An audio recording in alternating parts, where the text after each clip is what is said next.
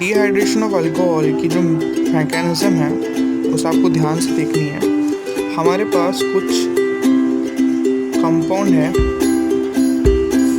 ऐसा जी, ठीक है, और इस कंपाउंड की रिएक्शन हम कॉन्सेंट्रेटेड H2SO4 के साथ हो रही है। मैंने आपको पहले ही बताया था जो कॉन्सेंट्रेटेड H2SO4 है that is called an source of H+, ठीक है, it is an source of H+।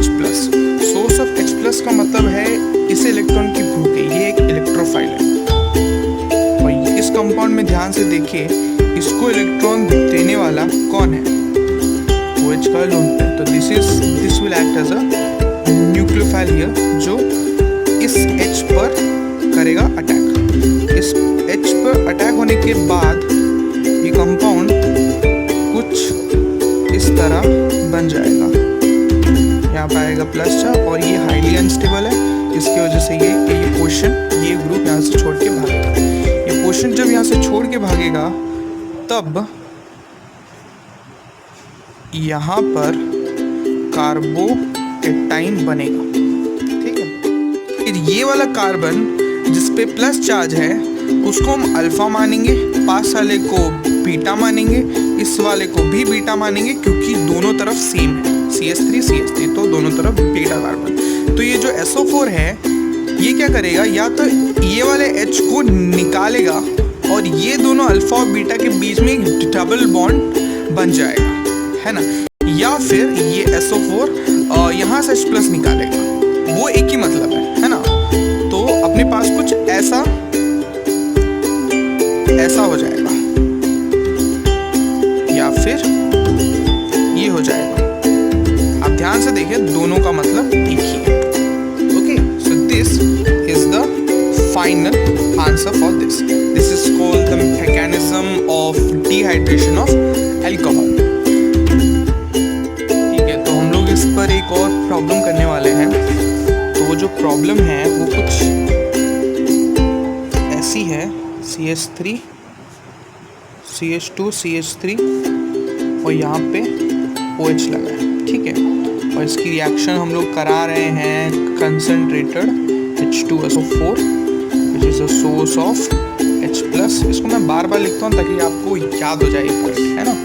तो अब क्या होगा, आपको ध्यान है, ये इलेक्ट्रोफाइल है, ये न्यूक्लियोफाइल है, ये इस पर अटैक करेगा। यहाँ पे फिर आगे कुछ ऐसा बन जाएगा, इसको C2H5 ही लिख लेते हैं, CH3, और यहाँ पे कुछ OH हाईली अनस्टेबल, O पे आगे है प्लस चार्ज, ठीक है।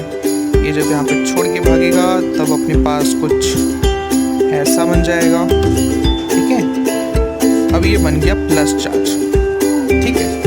अब अपने को यहाँ पे ध्यान ये देना है, carbon having the plus charge will consider that carbon as alpha and the carbon next to it will be beta, and here this will be beta 1, this will be beta. These two betas will be same because this is CH3 and this is also CH3, and this will be beta dash.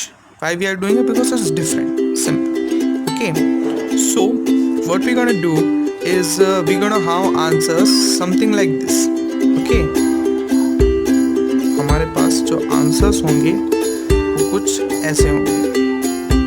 अपने पास एक answer ये होगा, plus अपने पास एक और answer होगा ऐसा, CH3 double bond बन जाएगा यहाँ पे, CH3 यहाँ पे CH3, ठीक है।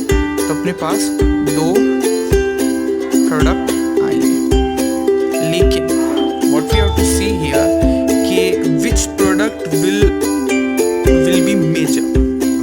हमें इन दोनों प्रोडक्ट में से मेजर प्रोडक्ट ढूंढना है, so we have to count the alpha hydrogen। These three are alpha hydrogen, 1 2 3, these two are alpha hydrogen, so this compound has 5 alpha hydrogen।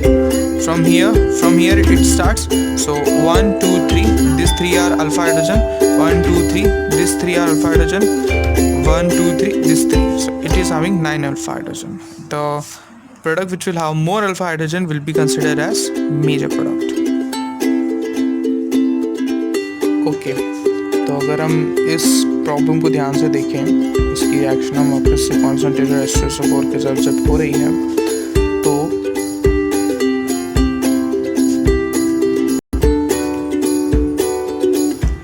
Mechanism से हिसाब से ये H2 यहाँ रहेगा प्लस चार्ज, इसके आगे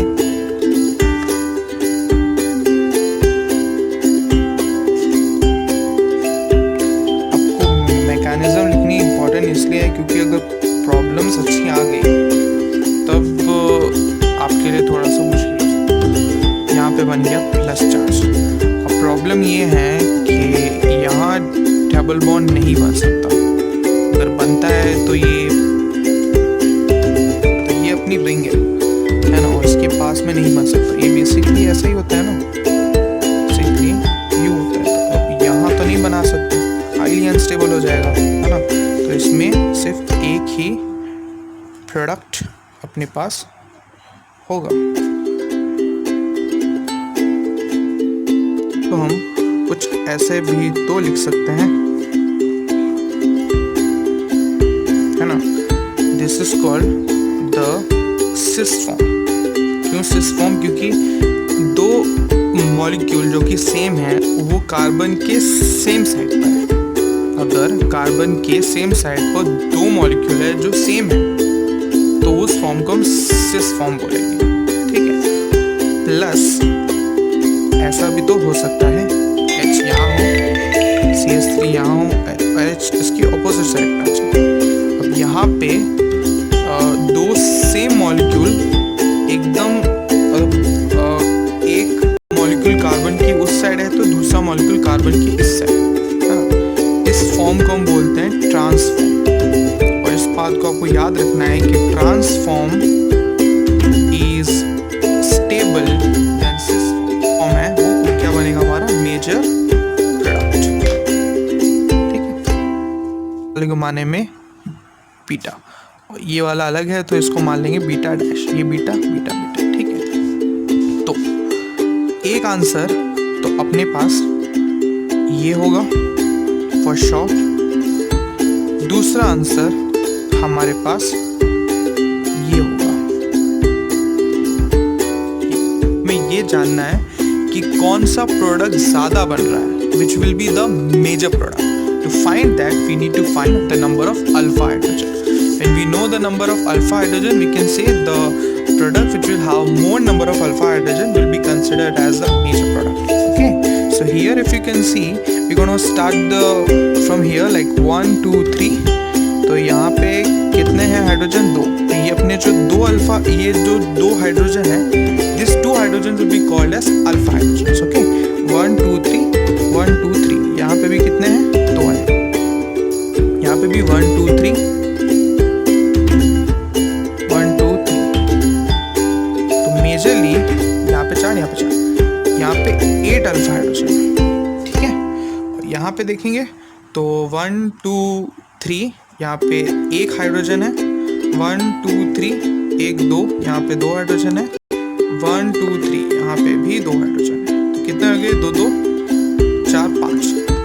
ये हो गए अपने पास 5 अल्फा है ना। ये कंपाउंड और फिर ये C, फिर ये यहाँ पे कंपाउंड, यहाँ पे कंपाउंड। तो यहाँ पे सिस फॉर्म भी आएगा और ट्रांसफॉर्म भी आएगा, ठीक है। तो यहाँ पे अगर कोई पूछ ले तो बता देना भाई जो ट्रांसफॉर्म है वो सिस फॉर्म से ज़्यादा स्टेबल होगा।